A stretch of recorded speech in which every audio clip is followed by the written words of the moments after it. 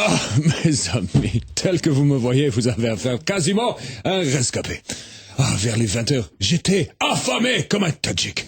Sur le chemin, j'avais déjà chouré les sandwichs d'un groupe de lycéens, mais rien n'y faisait. Ah, j'aurais pu bouffer 2 ours. Je me précipite donc dans le premier restaurant. Le serveur s'approche de moi et me demande si c'est pour manger. Question à laquelle je réponds en lui grignotant 2 doigts.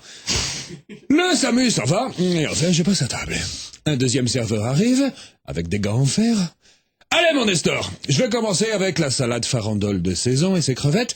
Bon, après on verra, hein. Allez, file en cuisine avant que je te morde une boule. 10 minutes plus tard, il revient avec une tranche de tomate et l'œuf dur le plus bêté du monde. Bon, je me suis levé, je l'ai frappé, je lui ai mangé un orteil, et après je me suis rendu dans les cuisines. Oh, Paul Bocuse, j'ai un problème avec tes pingouins là. J'ai demandé une salade et on m'a apporté... Mais je rêve, c'est une radasse qui fait la bouffe. Hein?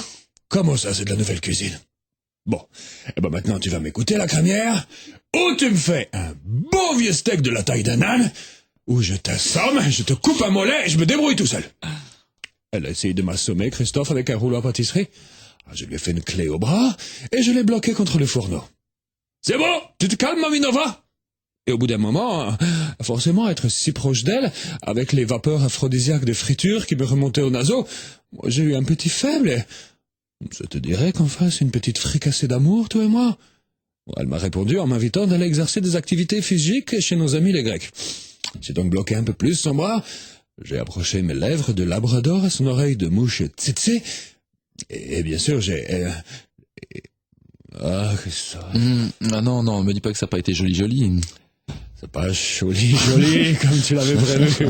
Ça a même pas été très fair play, mais j'ai employé l'âme fatale. J'ai chanté à toutes les filles que j'ai aimées avant.